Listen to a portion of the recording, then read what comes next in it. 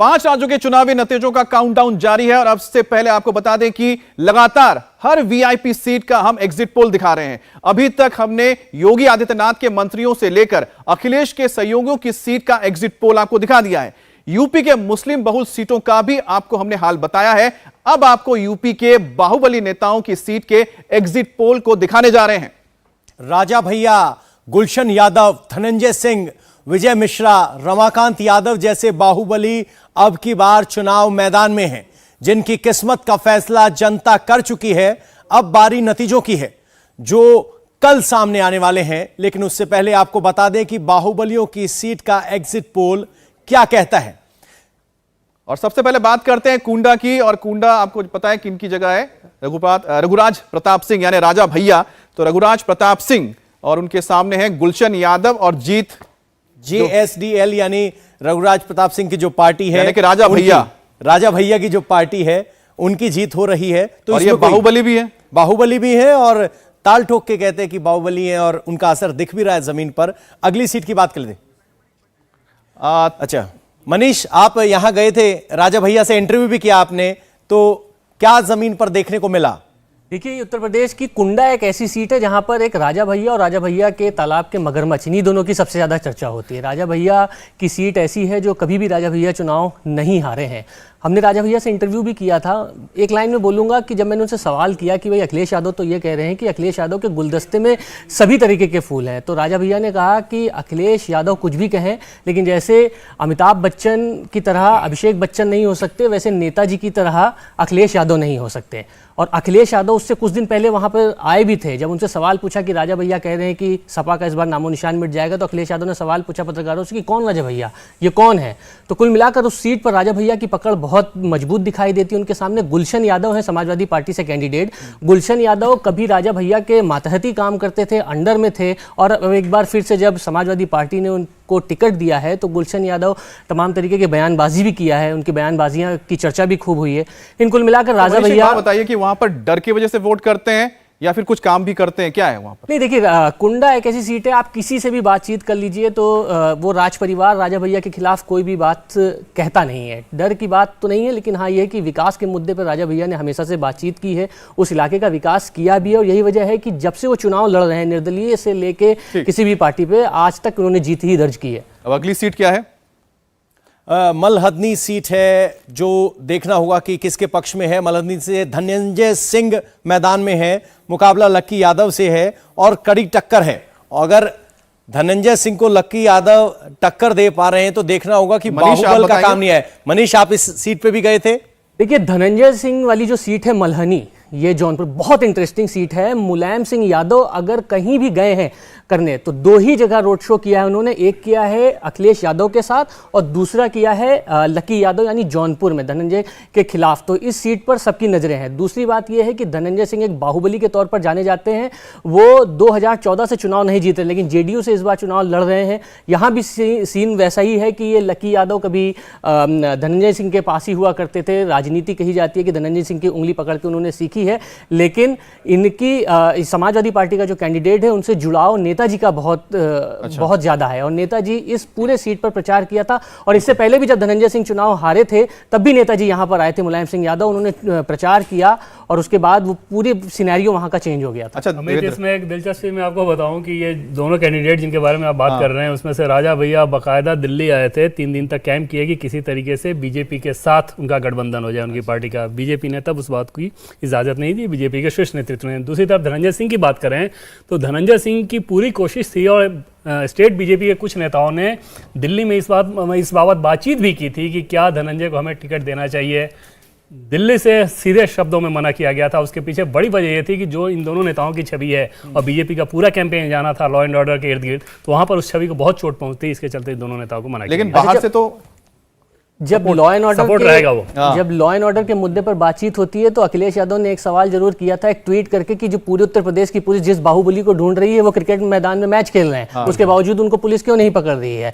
तो ये बहुत जोर शोर से मुद्दा उठाया था और अखिलेश यादव ने इसको ट्वीट करने के बाद बाकायदा एक चिट्ठी भी लिखी थी। तो कुल मिलाकर इस मुद्दे पर बहुत बातचीत हुई, लेकिन उस इलाके में बात करेंगे क्योंकि बाहुबलियों को लेकर एक ना बहुत कॉन्ट्राडिक्टरी स्टेटमेंट्स आते हैं। वो बाहुबली तो होते हैं, लेकिन साथ में क्यों पार्टियों के लिए अच्छे हो जाते हैं, ये भी बात करने की बात है। लेकिन अच्छा, बात करते हैं ज्ञान ज्ञानपुर की। ज्ञानपुर अगला सीट है जिसका जिक्र हम कर रहे हैं, जिसमें विजय मिश्रा और उनके सामने राम किशोर विंद। कड़ी टक्कर यहां पर है। तो बाहुबली क्लियर नहीं है सर। एक सीट और ले लेते, फिर पराशर जी के पास इस सीट को लेकर चलेंगे। विजय मिश्रा की सीट जो है सैयद राजा, तो अगली सीट है यहां सैयद राजा की। सुशील सिंह और मनोज कुमार के बीच मुकाबला है और बीजेपी के सुशील सिंह यहां जीत रहे हैं। तो ये दो सीटें हमने देखी। इससे पहले वाली सीट पर हमारा सवाल था, पहली सीट पर सैयद रजा में मनीष गए हैं। मनीष, आपने बाहुबली बड़े कवर किए हैं, यहां क्या स्थिति नजर आ रही है?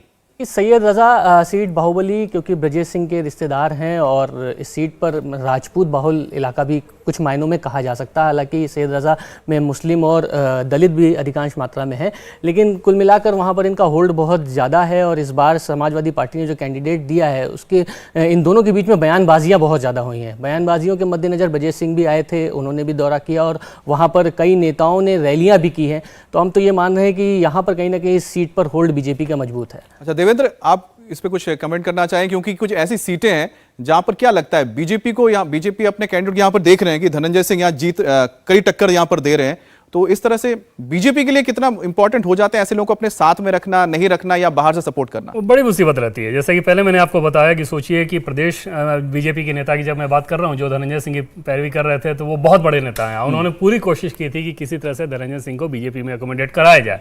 जाहिर तौर पर बीजेपी इस बात के लिए तैयार नहीं हुई। बीजेपी का जो शीर्ष नेतृत्व है दिल्ली में बैठा, वो इस बात के लिए तैयार नहीं हुआ। तो आप अंदाजा लगा सकते हैं कि अगर आपको चुनाव के कंपल्सन को ध्यान में रखते हुए किसी कैंडिडेट को साथ अपनाना भी है, तो वहां भी आपको ये फैक्टर ध्यान में रखना होता है कि उसके चलते आपका परसेप्शन खराब ना हो। असली लड़ाई होती है परसेप्शन की। सुशील सिंह की बात करें तो निश्चित तौर पर सुशील सिंह के सामने सबसे बड़ा एडवांटेज उनके साथ ये है कि प्रधानमंत्री नरेंद्र मोदी के क्षेत्र के अगर वो उम्मीदवार हैं, तो अंदाजा आप लगा सकते हैं कि सबसे बड़ा फैक्टर वहां क्या रहेगा। अच्छा मनीष, एक बात बताइए कि वहां पर जैसे आपने ब्रजेश सिंह का जिक्र किया, क्या वहां पर अभी भी वो अदावत नजर आती है उस इलाके में जो होती थी मुख्तार अंसारी और उनके बीच में? देखिए बहुत पुरानी अदावत है और मतलब अगर आप मुख्तार अंसारी का नाम भी ले लेते हैं तो ब्रजेश सिंह या ब्रजेश सिंह के परिवार का कोई भी व्यक्ति है तो वो वाकई में बहुत एग्रेसिव हो जाता है, क्योंकि वो खानदानी लड़ाई है पुरानी। कोयले के माइन से लेके तमाम ठेका जो उठता था पूरे पूर्वांचल में, उसकी लड़ाई है। सियासी अदावत है, साथ साथ पारिवारिक बहुत ज़्यादा जो उनकी झगड़े हैं वो बहुत ज़्यादा है। लेकिन जिस तरीके से ब्रजेश सिंह यादव ने पॉलिटिकल पार्टी को पकड़ के पूरा सिनेरियो चेंज किया और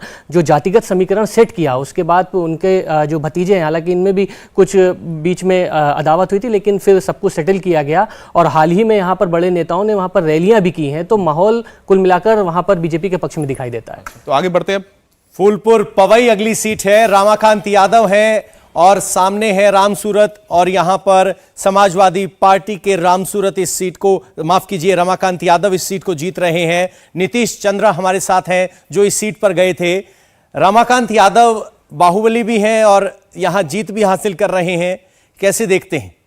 देखिए, आजमगढ़ की ये फूलपुर पवई सीट है और रमाकांत यादव लंबे समय से यहाँ पर उनका प्रभाव रहा है। कई बार वो विधायक रहे, सांसद रहे, और सबसे दिलचस्प बात ये कि कोई पार्टी अब बची नहीं होगी जिसमें ये ना रहे हों। योगी के साथ भी रहे हैं, बसपा में भी रहे हैं, सपा में भी रहे हैं।